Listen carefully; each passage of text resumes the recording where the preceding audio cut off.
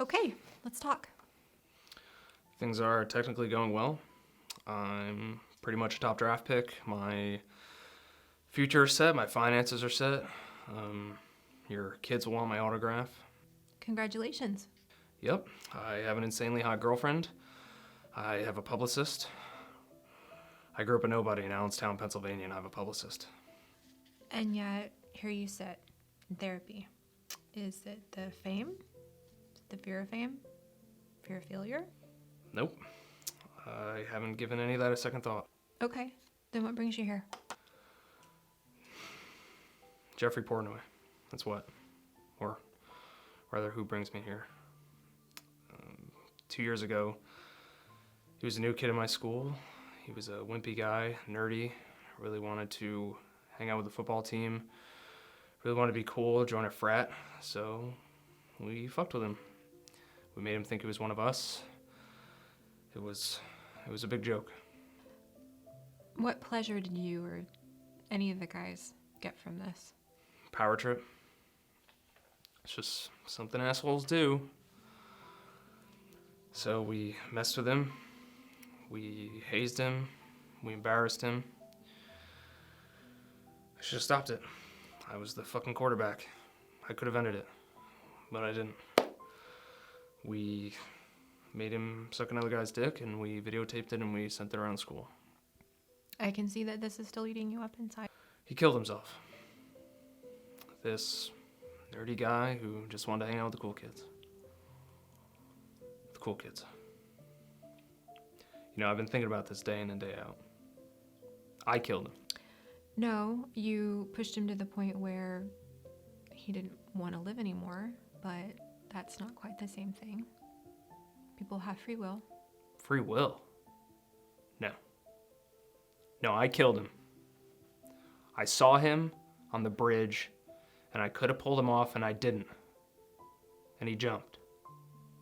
Therefore, I killed him. You know, his parents cry, and I go to the NFL, and we all get a slap on the wrists.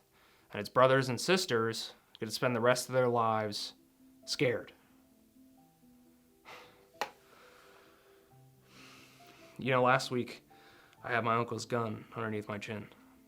And if I wasn't such a pussy, I would have blown my head off. That's not the way out. Sure it is. No, it's just more pain for your family. Yeah, because they're real proud of the man I've become. You know, all this kid wanted was a friend. He wanted to be a part of something. And it wouldn't have taken us, me, anything to let him hang around. And we killed him. And yet, in a year, your kids are going to want my autograph. It's nice, huh?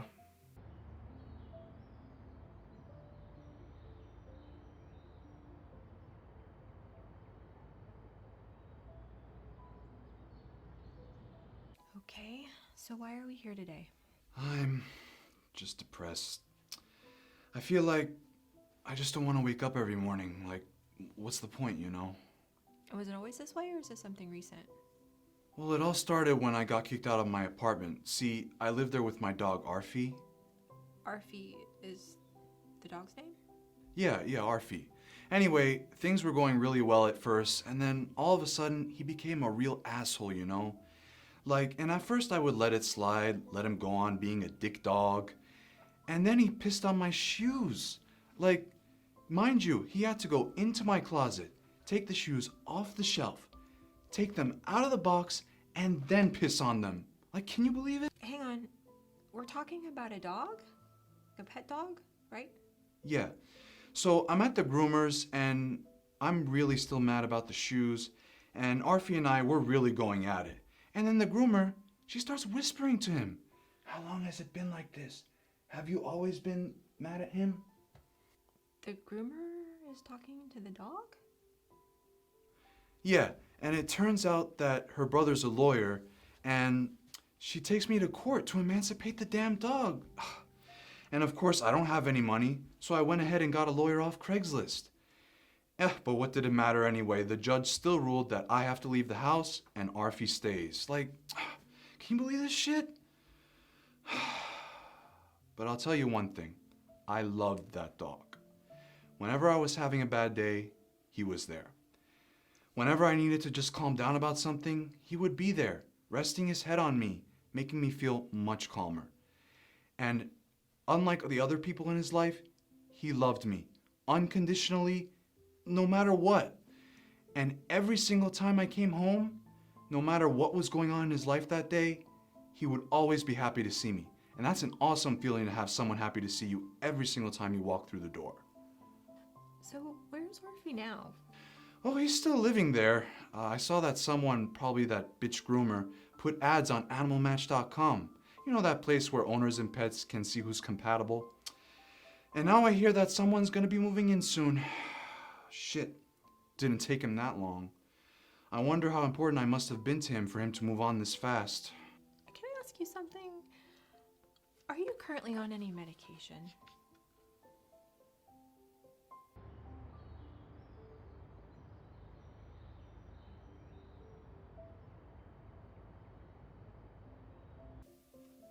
So tell me about yourself. No, tell me about yourself. Oh, okay. Well, I went to Columbia University. No, that's where you went to school. Tell me about you, not what you do. I like going to concerts and I like to travel. Really? Is this what you put on your Match.com page? Because if it is, no wonder you're still single. Let me guess, you like long walks on the beach. Okay, let's get back to you. Okay, what brings you to therapy? Didn't you ever feel like you needed therapy? Well, sure. Everyone does at some point. Why did you? We're here for you. Yeah, don't dance around the question. Why did you feel the need for therapy? I went through a stage where I just didn't like myself. Because you grew up in a trailer park, lost your virginity at 13, spent every weekend whoring yourself out to any guy that would give you a little bit of attention, and now you spend your days wondering why you have low self-esteem. How did... Never mind. Let's talk about you. Is your father proud that you're a therapist? He's fine with it. Okay, great, so you have daddy issues too. He thinks you're wasting your life listening to other people's problems. What, did he want you to go to law school or something? He did mention that he wanted me to go to law school at some point, but, can we please just get back to you? You just want him to tell you that he's proud of you just once before he kicks the bucket. That way you can get closure, or whatever bullshit you need to move on with your life. At some point, I would love for him to tell me that he's proud of me, because he never really has. So you started out using your body to get attention from men because you never got any from your dad. Now, as an accomplished professional, you still find ways to use your body to get attention from men, all because your dad was a dick. I don't know why I could never make him happy. I tried so hard. Yeah. Are we about done here? Thanks for the therapy session. I feel way better. Columbia, huh? Wow, I went to community college, and yet you're the one that needs tissues. So why don't you go home and torture yourself, and I'll spend the rest of the day taking care of your patients. I'm clearly much better at this than you are. Next!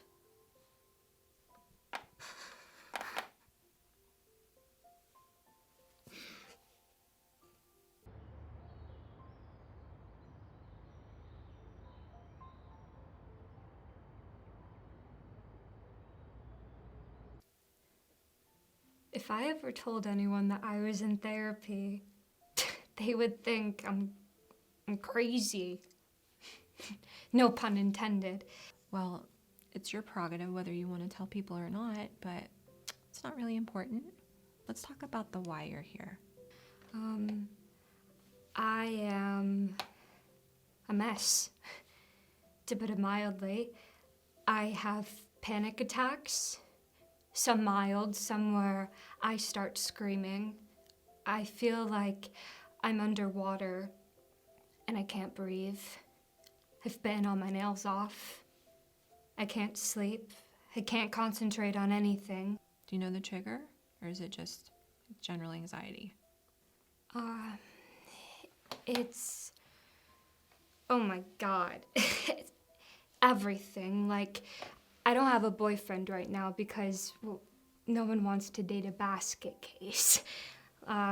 Some days I think I'm pretty. Other days I really don't. In fact, I can find something wrong with my hair, my face, my body, and I think, no guy wants you. So, when guys try to talk to me, and not that they do, but I feel like they don't mean what they say, I don't really trust men.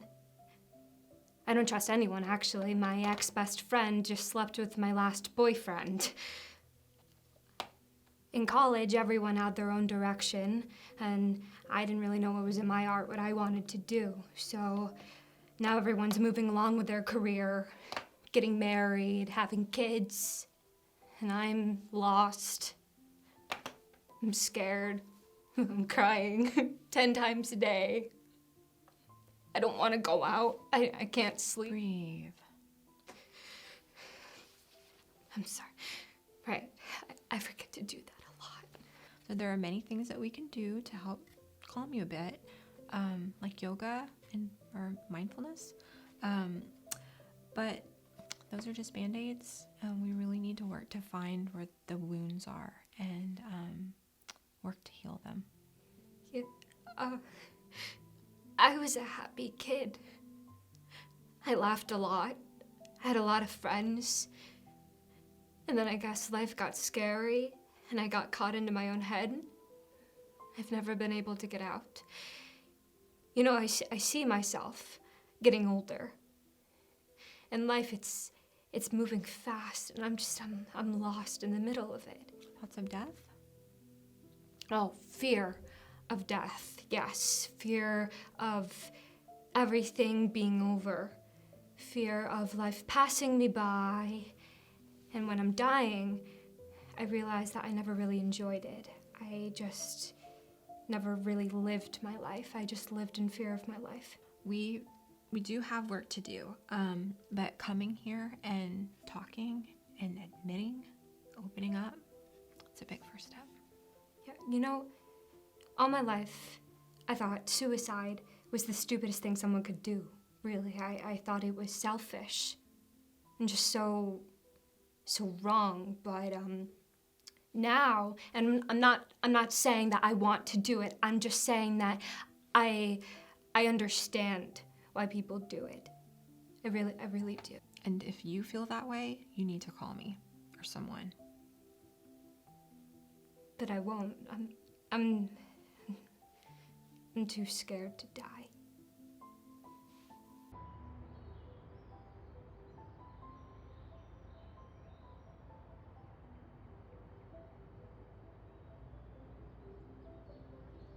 Okay, so what are we talking about today?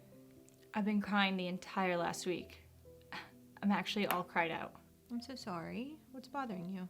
Well, I've been disillusioned. My heart is broken. I'm sorry. What's going on? Let me see if I can offer a way to get through this. So, I love Disney. I love everything Disney.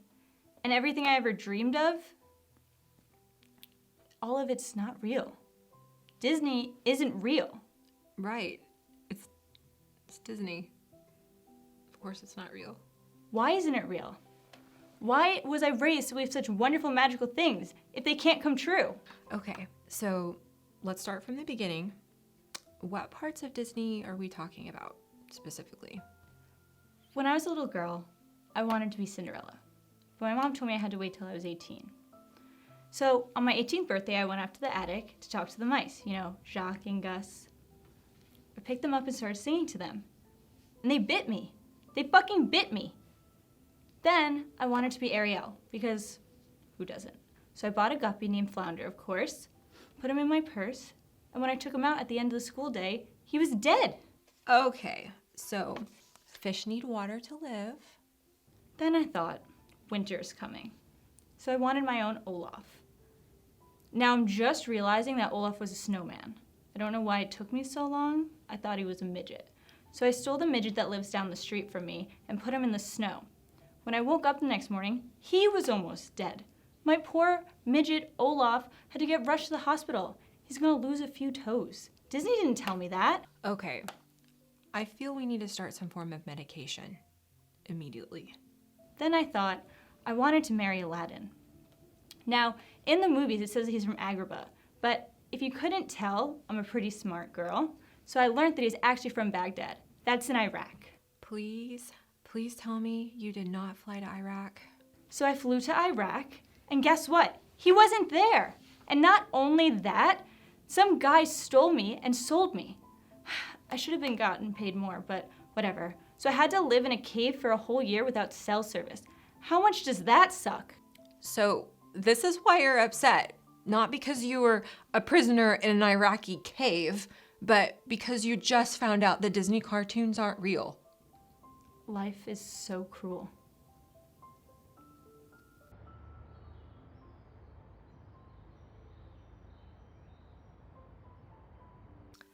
It seems more and more patients are suffering from PTSD.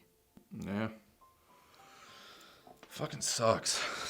You know, when you're enlisting, they just push all the good shit at you, right? You know, there's guaranteed paychecks, there's free healthcare, free housing for your family, but they don't tell you that you're just gonna be fucked up for the rest of your life. Not for the rest of your life. Every day we're making great strides in helping people like yourself. Do you regret signing up? No. Hell no. No, this country needs soldiers. And it's the honorable thing to do, but I don't know. You know, like, if it was my kid going, hell no. And I guess it's probably selfish, right? It's kind of just send your kid, not mine. But the things that I saw and the things I'm going through now, hell no.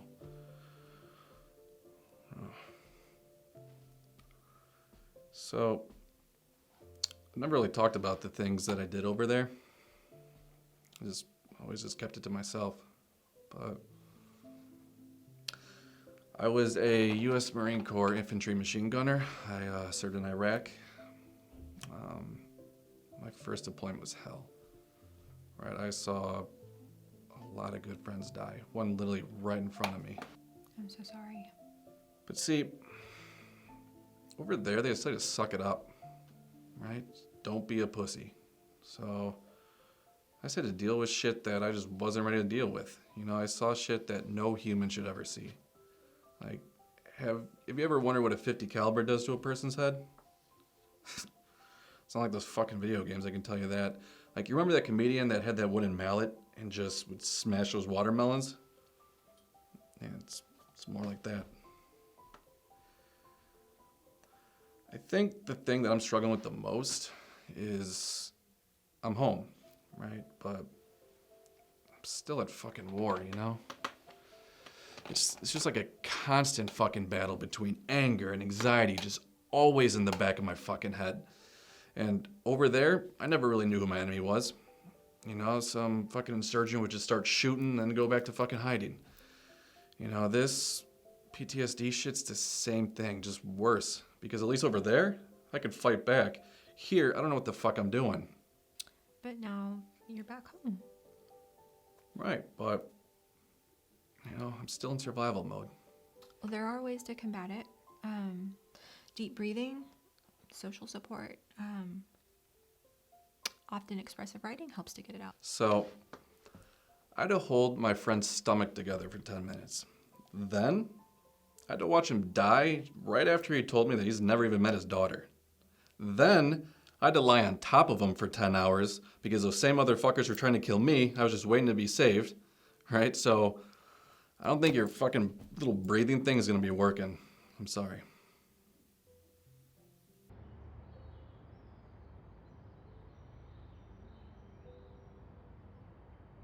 So, what brings you in? I don't know. I'm just depressed. Like, I try to put on a happy face, but life just keeps bringing me down. Sorry to hear that. Depression is so common. Can you tell me some of the things that are bothering you? I mean, it's just a few things. Like, I don't know. I just have problems with, girls. I think they judge me just because I have a few issues. Such as? I'll be honest, I guess I'll start at the bottom. I have foot issues. Bunions, corns, blisters, and then hammer toes. And also some heel spurs. And some ingrown toenails, toenail fungus. And I think I have a foot odor problem. Do you want to smell it? No, I'm good. No, okay. So, some foot issues that can be remedied. Yeah, but well, as you travel further up my leg, I have these spider veins and varicose veins, and I think I have like a cellulite problem. See, what woman would want me? A woman that isn't shallow. What? I don't follow. I also have anal issues. Okay. As in, like, you're uptight about things? What? No. I mean, I have hemorrhoids. You know, fissures. Look, I have some photos on my phone if you want to see. No, I believe you. Okay. So some physical issues. One testicle is normal. It's perfectly fine. The other, well, it dangles right under the head of the top of the penis. It just kind of dangles there. I have a photo on my phone if you want to see it. No, thank you. Look, I think that you're far too focused on your physical abnormalities. But there are women who really do believe that beauty is only skin deep. Well, I had sex last week. Okay, well, she was obviously fine with all of your issues. Well, she was blind. She was also 80. Well, I was a guest at her 80th birthday party. I see. Well, age is just a number, right? But she said I didn't satisfy her.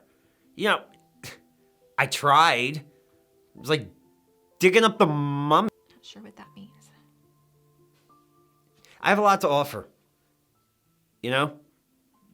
Love, romance, lots of other stuff. But how do I get over all my issues? You do just that. You fully realize what you have to offer and you wait until you find someone who sees through the little things. Someone you deserve. Well, but are you married? Not yet. Well, you see through things. You're someone that can. Don't you see through my hammer toes, my oddly placed testicle, and my third short arm? As your therapist, it's really not. Wait, third short arm? Yeah. It's attached to my rib cage. It's just kind of. It only has 2 fingers. Do you want to go out sometime? I'm married. What? You just. I lied. I'm married. Very married. Third arm, huh? Yeah. I have a photo on my phone. You want to see it? It's pretty cool.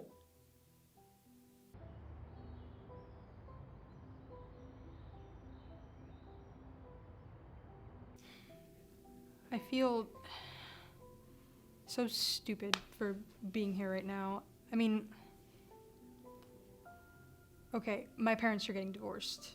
I mean, like, most of the world is divorced, so it shouldn't be that big of a deal. And, I mean, come on, it's not like I'm 5 years old. I'm in my 3rd year of college. So, I feel stupid for being here. First, let me tell you that you should never feel stupid when something's bothering you and you want to talk to somebody about it. But finish. You feel stupid for being here, but I'm not sleeping. I can't focus.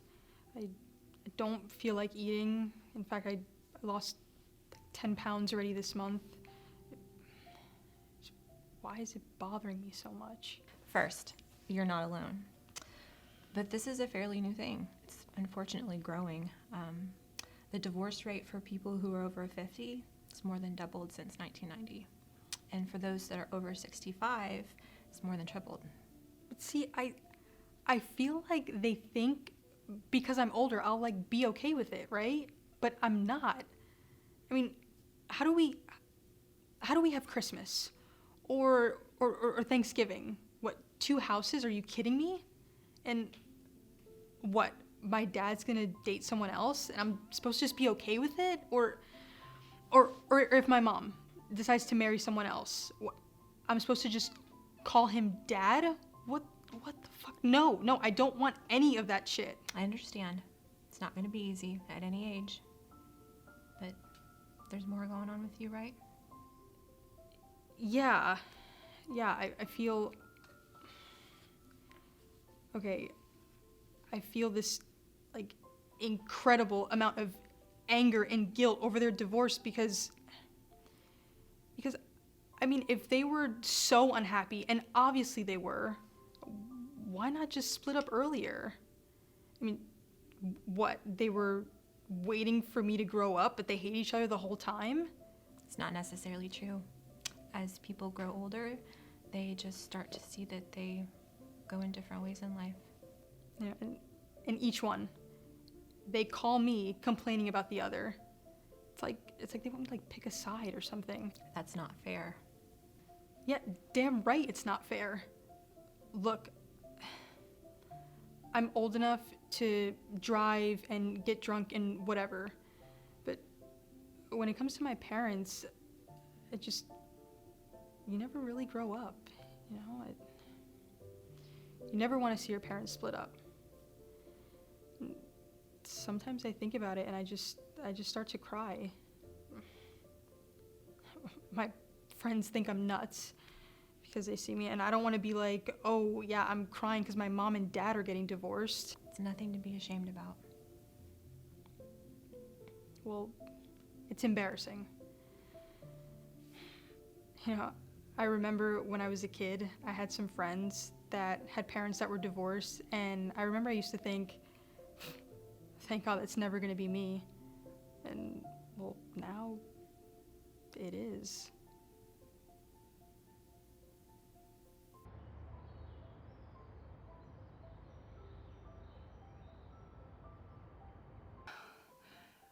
In the end, what really matters in life? Like what's truly important? What do we work for? What do we care most about? Family? Yes, family. There's nothing more important than family, right? For most people, yes, that's correct. And I love my family. They mean the world to me. I would do anything for them, but I'm going to kill them. I'm going to kill all of them. Wow, I see why you're in therapy.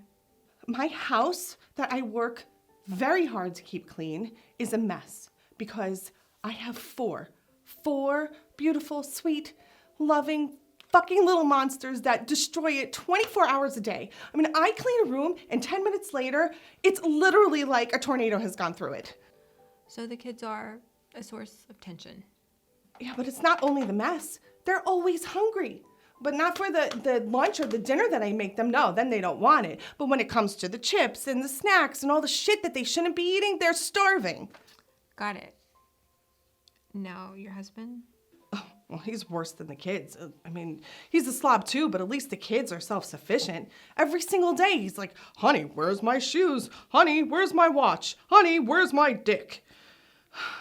You know, I was wrong. I thought I had 4 kids, but I actually have 5. And you're left to keep it all together by yourself. That's a lot to handle. No, I'm not done. There's 2 dogs, 3 cats, 1 fucking lizard, and fish, guinea pigs, and a rabbit. Do you know what rabbits do? They shit. All day long, all night long. And guess who's taking care of all these animals? Not the kids who swore to God they would do it. No, it's me. Wow, you're exhausting me just thinking about it. Oh, but then there's my parents. My dad lost his job. They lost their house. So I told them they could come and stay with us. Probably not the smartest thing that I've ever done, but I have a big heart. Well, they're worse than the kids and the animals combined. My mother is up my ass over everything I do. It's like, oh, you're gonna feed them that? Oh, why aren't you making more vegetables? I never let my daughter wear that. You should get a maid. Why are you putting so much salt on that? Why did you pick those cartons? Shut the fuck up! Oh. Yeah, when I visit my parents, just like even for a few hours, it takes a toll. I can't even imagine. So I thought, if I just kill them all, things would be quiet, you know? My house would be clean. Life would be wonderful. Well, I know you're kidding. I hope you're kidding. You miss them. No. Come on. Oh, all right. Maybe I would miss the guinea pig. He's kind of cute.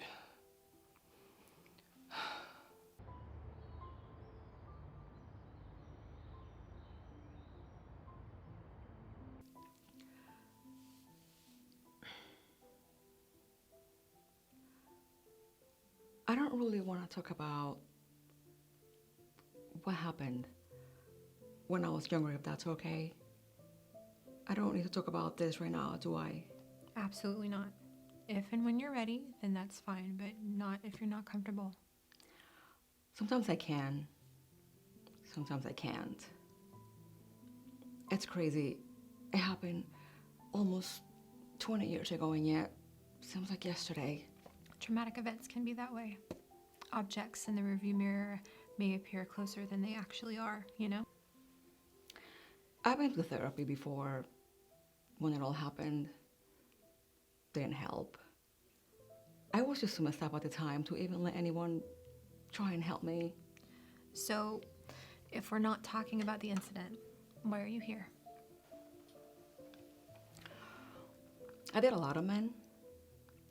I'm not trying to brag about it, but when I go out, men are all over me. I can see that. But you have to understand that I hate men. I hate all men.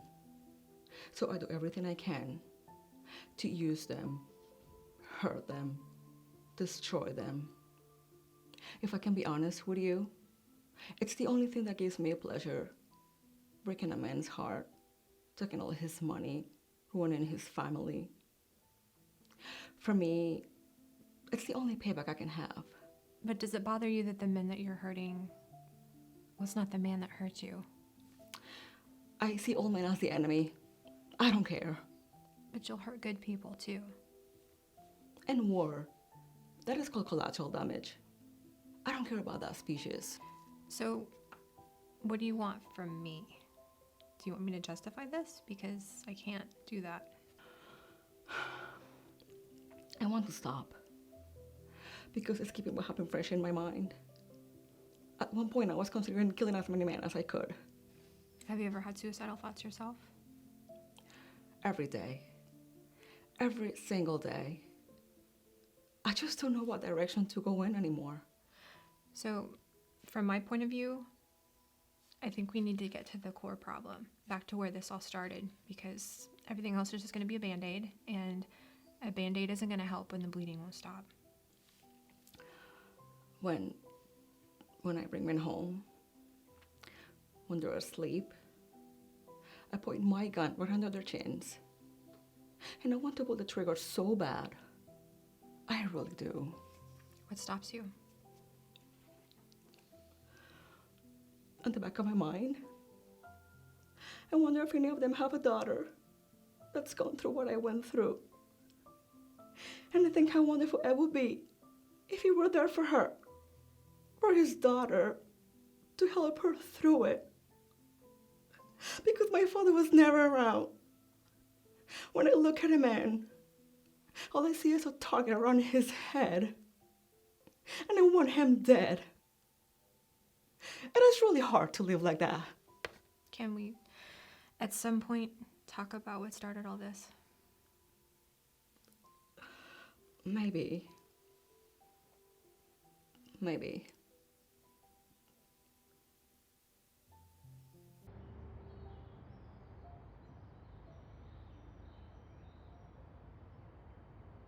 Okay, so what brought you here? What's going on? I'm sorry if I seem a little uncomfortable right now, but I'm not really sure why I'm here. Well, your family felt that it was in your best interest. Would you say you're in an abusive relationship? No, it's not abusive. He hits you. Let me rephrase that. Does he hit you? Look, he's going through a lot of things right now. Big career changes, money issues. He's just really stressed out right now. I'm sorry. Most of the world is stressed out, but they don't attack their loved ones. Okay. It's gonna be okay. We're gonna be all right. Last night, he cried. He actually cried to me, and he apologized, and he promised me that it's never gonna happen again. So, we're gonna be okay. Had he ever promised not to hit you before? Yes, but he didn't mean it back then. But last night, he meant it, and I know it. Look, he has really bad days. Sometimes he comes home and dinner's not ready, or it's overcooked or undercooked, and I understand why he gets angry. Sometimes he just has to hit me. He has to hit you? People have a choice in how they wish to react in any situation. The abuser makes a conscious choice to react in violence. I love him. I know I do. And when you love somebody through the hardest of times, you could change them. I want him to know that if I stick with him through the hard times, that he's going to appreciate me a lot more in the end. Does that justify using wives as punching bags? Like I said, it's often my fault. You should never blame yourself, because you're not at fault. The fault lies with him. No, it is my fault. It is my fault. Look, when you love somebody, really, really love somebody, you have to stick with them through the hardest of times, till the end. No one is telling you to abandon him, but allowing him to hurt you, you can't do that. You can't allow that. You know, it's not his fault. His father, he used to hit his mother, and his mom, she left his father. But me, I can't do that. I can't leave somebody who needs me the most. And what about when you have a child and he beats his wife? Or your daughter allows herself to be beaten because she saw that mommy allowed it? Then what? And like I said, last night, he apologized to me, and he promised me that it's never going to happen again. And I believe him.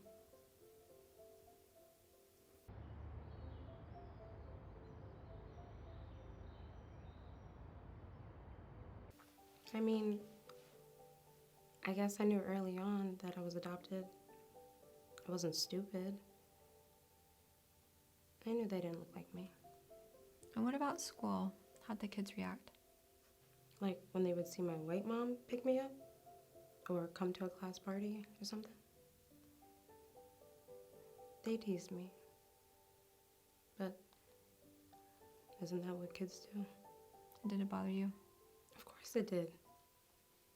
And see, that was the thing. People would always praise my parents, telling them how amazing it was to adopt me, how special they were, what good people they were. And sometimes I felt like it was more about them than me.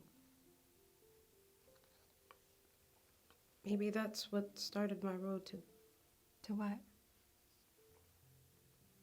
To such insecurity. Adopted children may suffer from self-esteem and identity development issues. I've always felt different. I looked different and I felt different. And so now, okay, so I did a lot of research and I found my real family. And I want to reach out to them. And I also say that it's hurting my adoptive family. But I have so many questions. And I'm sorry, but I don't fit in with my family. I never have. And maybe if I can reach out to my real family, my birth family, maybe I can find what I'm looking for. And what is that? What are you looking for? I don't exactly know. I'm just looking for where I belong. You're 22. You don't feel like you fit in with your family after all this time? No. And that sucks to say that, but no. And you would think after all this time, I would just be their daughter, but I'm still just the black daughter or the black sister. I've met so many other adopted kids, and they are totally a part of their family.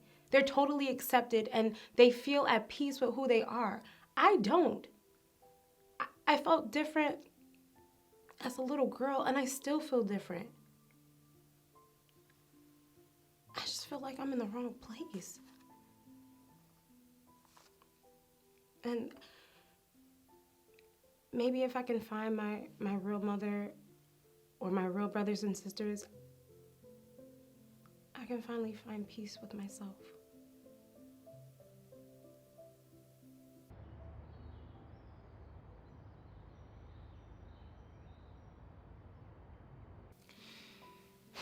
It's my family, you know? I mean, if they weren't my family, I could never see myself hanging around with people like that, you know? I mean, they're all a bunch of assholes.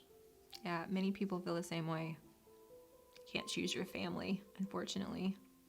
Tell me about it, right? I mean, you know, it's just they don't believe in me, right? And it just makes me feel less confident about myself, you know? I mean, I'm not looking for their money or nothing. I just want them to believe in me, right? I mean, you know, it's like I get, well, if you thought it up, you know, it must be stupid. Who would ever listen to a numbnuts like you? And that's from the grandmother I like. Well, I'm here. I want to listen to you, so try it on me. Come on, you're my therapist, right? I mean, I should be telling you my innermost thoughts and fears. No, because talking about your dreams sometimes helps to pull you out of dark times as well. The future belongs to those who believe in the beauty of their dreams. That was lovely. It was tattooed on a stripper's ass. I'm listening. I believe that people want to create their way through life, right? You ever been in the mall and seen one of them Build-A-Bears? I think so. Right, so the kids go there, right? They pick out the skin of a stuffed animal, they fill it with the stuffing, you know, they give it a name, they put a little heart in it, you know, and they have their toy, right? They created their own toy. Right. So I was thinking of what would be my contribution to society, right? You know, like what would be there? What could I do? And then one day, bam, like a shot in the balls, it hit me. Build-A-Bra. I beg your pardon? Women have all these problems with their bras, right? The straps fall down, sometimes one boob's bigger than the other. You know, the straps dig into you, they wrinkle up, they shrivel up. You know a lot about bras. Right, so you come to Build-A-Bra, right? And we take all the right measurements, we, you know, size up the cups, right? If one has to be a little bit bigger than the other, you know, comfortable straps, and, you know, you pick the material and there you go. Wow, that is actually an interesting idea. I actually tried it out once, and would you believe it? Not one chick let me feel her tits to measure them. Not one. I guess I'll try a different location next time.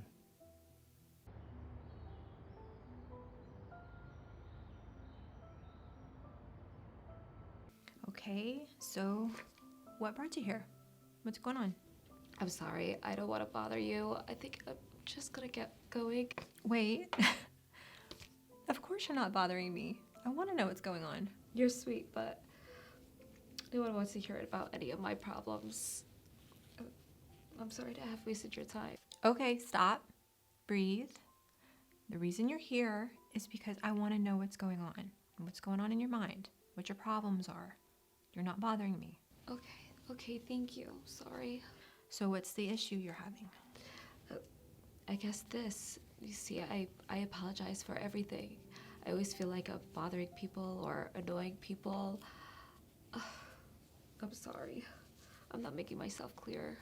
So apologizing is actually a sign of anxiety. Do you feel that you suffer from anxiety? Oh God, yes. More than you think. When do you apologize for things? I apologize for when I'm late to a party or when I arrive too early for something. I apologize for wearing something sometimes or for eating too loudly. And sometimes I apologize for apologizing too much. You apologize for apologizing. I know, I'm a mess. Depending on the purpose of the behavior and the context in which it's happening, it could be conceptualized as a safety behavior or an overprotective behavior. So, tell me about your anxieties. I get like these panic attacks, and it makes me sweat a lot, and I get heart palpitations, and I feel like I'm choking or having a heart attack. When people tell me that I'm pretty, I look in the mirror and I find every single flaw from head to toe. I find so much, like everything that's wrong with me, and I get like social anxieties. So like when I'm out, I just always feel like people are judging me. I'm sorry, I keep on rambling. No, you're very self-aware. This is good. What else? I guess I have these unrealistic worries and fears and tensions for no little or no reason. We can work on this. I've always had anxiety, and anxiety just plants these black seeds of doubt in my brain, and it just makes me question everyone and everything, and it makes me feel like everyone is lying to me, and it just makes me question everyone, and it makes me question my own self-worth. I'm sorry, I'm not making any sense. Please don't apologize. I know, I'm sorry.